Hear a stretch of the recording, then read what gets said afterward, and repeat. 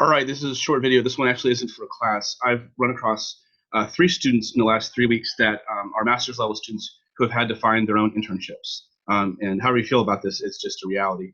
And so I'm making a short video to give a couple tips, or if not, then, well, you lost 15 minutes. So that's about how long we should take. The first thing and by the way, this is about Houston. I think this will apply in a lot of other places. It's going to be a little tougher in rural areas because there aren't as many nonprofits. What makes it a little easier in rural areas is that volunteer there, they're much more likely to get you on as an intern, and then from intern, part-time staff, from part-time staff to full-time staff, and then 15 years later, you're the CEO. That happens all the time. So the first thing to say is the best way to get an internship is to have an in at the place already. So use your networks, create the networks, go to events, meet people, offer to help. Here's a way to at least help hopefully hone your process. So the first thing you want to do is come up with a list of nonprofits in your area that you'd be interested in. There are 1 million out there, and 900, I'm sorry, not 900,000, 9,000 according to some sources in Houston alone. So sorting through all 9,000 isn't going to help your area or where you're willing to drive to that are reputable and have a good reputation and have enough of a history to where you know that they're going to be stable. So one way to look is at United Way's list. Who does United Way fund? So I'm going to go up here to About, and then United Way agencies and grantees. Don't worry too much about the difference between agencies and grantees. I'd say if they're honest, see here there are about, I think, 70 to 75 agencies, maybe another 20 partners, and different initiatives have different partners as well. So you've got a list of good, solid, kind of vetted agencies that you can look at. That's one start, as opposed to health or education or something else like that, because I really don't know that stuff that well. I assume there's a similar process, but this is for what they call charities, the human services. So if you don't have a strong United Way in your area that has something like this, you can also go to the different funders. This one is Houston Endowments, but there are going to be different either endowments or philanthropic arms of whoever in your area. So we're going to go to grants. Again, we go to, they do have health here, environment, but we're going to go to human services. And you can see total human services for 2016 for the current fiscal/calendar year is about a little over $7 million. So you can see all the different ones down here, how much they got, the total grant, and how much they got for the current year and what year they were approved. Or if you have a specific parenting, you can go specifically and see who were the agencies that were funded for parenting, like Spalding or like Avance, different ones like that. So there are different ways to get your list. What you want to do with this list is you want to cull it down to 3 to 5 agencies. I would suggest 5, because if your first 3 don't work out, you're going to go to your next 2 anyways. That's going to take a little bit more time, but at least you have that. So you meet up with what you're doing. And if you are, if where matters, if your zip code specific transportation is an issue, you can also start to hone that down by where the agencies are. So 211 is the United Way helpline, and it is nationwide. And ours covers a lot of counties. So you can search online, which is the same thing as calling, and it's the same information that's off the books about how these things actually work. But in terms of the base information, is it freezing up? No. So I'm going to put, in terms of the base information, it's the exact same stuff as if you call them. So I'm going to put 77007, which is United Way's zip code. Yep. And I'm going to talk about, I'm going to look for basic needs. And who provides basic needs in this zip code. And so you see there are different ones. And we're going to go with telephone service payment assistance just because. Okay, let's not go with that one.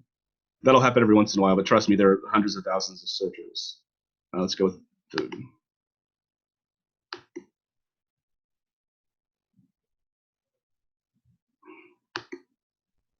Okay, let's go with food pantries. All right, so you can see this draws from a much wider net than just the affiliate agencies.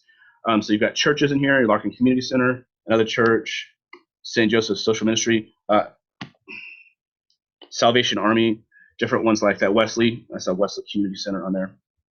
Yeah, well, this is another way to hone your search. The entire point is to get down to 3 to 5 that you think you might want to work for. And then, let's go and close this because it's taking up a lot of information. And then you do 2 things. First of all, you go to their website, you read every single page on the website.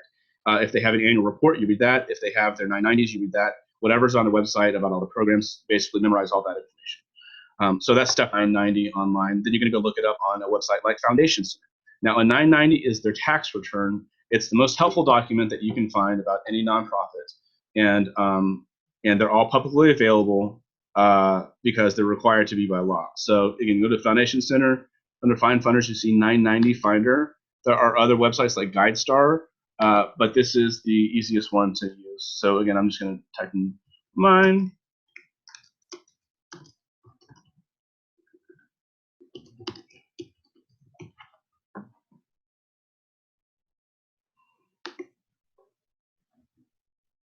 And you see they've got 2013, 2014, and 2015 here. You got total assets. The EIN is the electronic identification number, which is the tax ID. But and you're not going to be able to see a lot of this probably because the screen is probably going to be too small.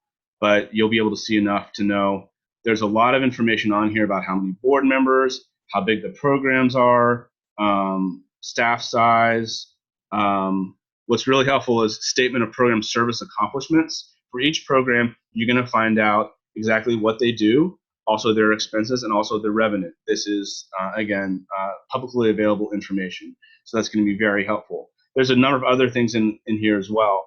But this way, when you go in and you talk to the organization and you get your what's called informational interview, then you're going to know a lot about the organization. You can ask some pretty sophisticated questions, and they're going to be impressed. That's going to give you a step up. So again, you're looking through their website. But again, the website is a marketing document. Their annual report is a marketing document. The 990 is a financial document required by the IRS.